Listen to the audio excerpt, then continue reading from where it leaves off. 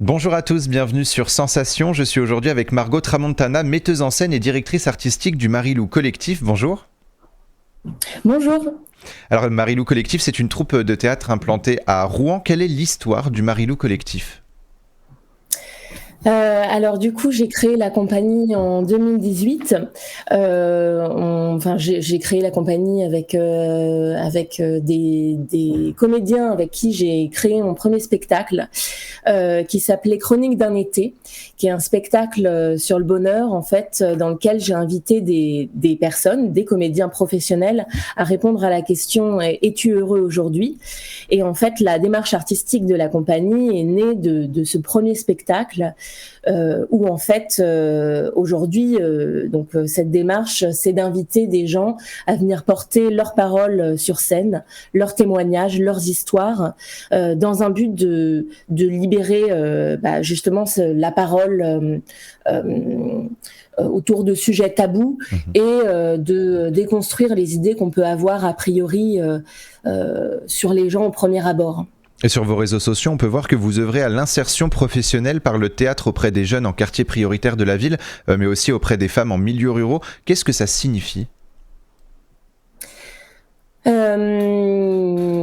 Ça signifie, la démarche de la compagnie s'est affinée au fur et à mesure parce que j'ai commencé donc ce projet dans les quartiers prioritaires sur les Hauts-de-Rouen, donc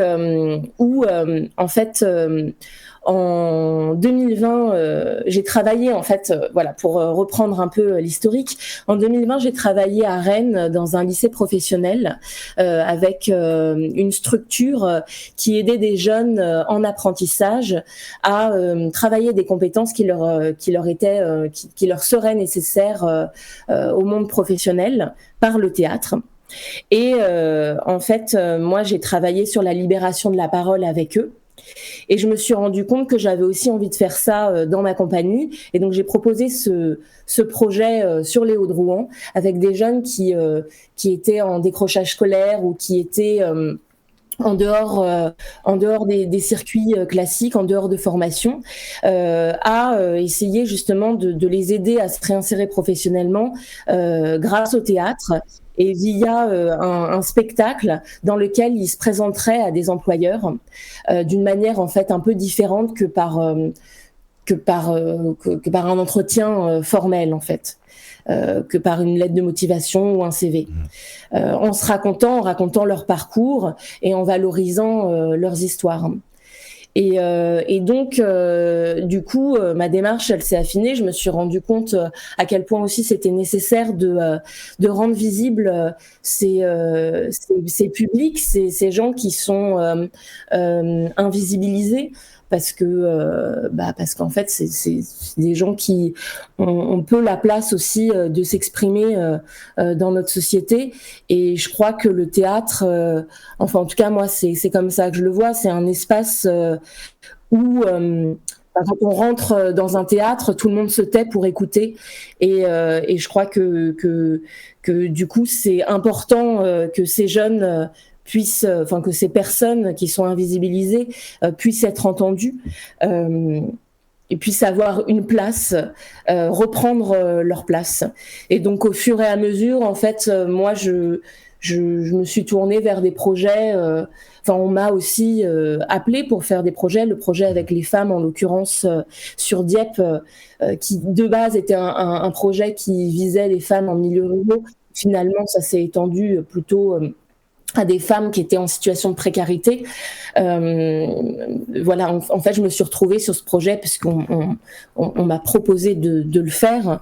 Et c'est vrai que maintenant, c'est quelque chose qui est au cœur de ma démarche et que moi, j'essaye en tout cas, c'est mon travail et aussi mon combat, c'est d'amener des gens qu'on voit peu aujourd'hui, des corps, des voix, des discours différents sur scène, en fait, dans les théâtres, pour qu'ils puissent être entendus et pour qu'on puisse aussi changer de regard sur peut-être ces personnes ou sur des situations qu'on peut juger sans connaître vraiment. Vous l'avez un petit peu évoqué dans un de vos projets qui s'appelle Parole d'une jeunesse rêvée et travaillée saison 3. C'est le projet actuel, le gros projet de Marilou Collectif actuellement. Le projet sert notamment à aider les jeunes en situation de précarité à lutter contre l'exclusion sociale et à renouer avec l'emploi. On a parlé du théâtre comme libérateur de la parole. En quoi le théâtre, l'art du spectacle, sert à renouer avec l'emploi ?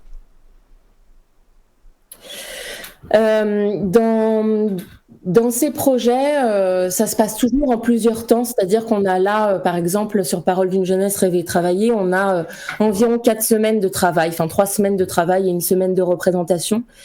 Sur la première semaine, on essaye de faire un travail de transmission de compétences, c'est-à-dire que via le théâtre, on va les aider à travailler des compétences comportementales, émotionnelles qui leur sont nécessaires dans le milieu professionnel, donc la gestion du stress, le travail de la communication. Et à chaque fois qu'on leur propose un exercice, on fait un parallèle concret avec comment ils pourraient appliquer cet exercice dans le monde du travail et quelles compétences on mobilise. On essaie vraiment de toujours trouver une situation concrète pour que ce soit clair pour eux, que ce soit pas juste du théâtre. Et ensuite, on fait un travail autour de la libération de la parole. Comment on fait de nos faiblesses, ce qu'on croit être des faiblesses ou des handicaps au premier abord, des forces. Et comment on les assume, comment on revalorise nos histoires, comment des passés en fait qui ont pu être douloureux se transforment en force, comment on change la façon de se raconter. Et je crois que c'est essentiel pour tout simplement pour avoir confiance en soi, et puis aussi après dans un but de retrouver du travail. Moi je leur dis toujours, on est tous humains, c'est-à-dire que les employeurs, ils sont dans la même situation que nous. Ils se sont retrouvés aussi dans des situations où ils ont été jugés pour trouver un travail, ou peut-être ils ont vécu des choses eux aussi difficiles. Et ce qui est important, c'est de créer du lien avec la personne avec qui on parle, et parfois ramener à des choses qui sont moins, des choses de la vie réelle, en fait, de nos histoires personnelles. Je pense que c'est un bon moyen pour créer du lien. Et la dernière étape du projet, c'est une représentation publique, en tout cas 4 représentations publiques sous la forme d'un spectacle. Comment va se composer justement ces représentations et qui peut participer ? Est-ce que vous allez accueillir justement des professionnels de l'emploi ? Alors oui, c'est ouvert à tout public. Elles sont aussi gratuites, ces représentations. On a pour but, depuis 3 ans, on travaille justement à ce que un maximum de personnes susceptibles de pouvoir embaucher ces jeunes. En fait, on a défini aussi chez chacun le projet professionnel de chacun. Donc, on a fait une journée de démarchage au préalable où on est allé avec chaque jeune distribuer des flyers pour inviter les employeurs qu'ils ciblaient au spectacle. Donc, on espère que ces personnes-là vont venir les écouter. Et puis après, on est en partenariat avec une structure de formation qui s'appelle #Avenir, qui va essayer de démarcher un maximum d'employeurs pour venir au spectacle. Après, c'est vrai que c'est vraiment difficile. Depuis 3 ans, on essaye quand même qu'il y ait un maximum d'employeurs, mais ils ont du mal à faire le déplacement quand même. C'est un peu compliqué encore aujourd'hui justement de se dire en tant que chef d'entreprise, selon vous, que le théâtre peut permettre de découvrir des candidats potentiels ? Je sais pas si c'est pas non plus c'est pas un objectif premier, c'est une action. Moi j'espère que ça peut être un moyen pour ces jeunes qui trouvent un travail.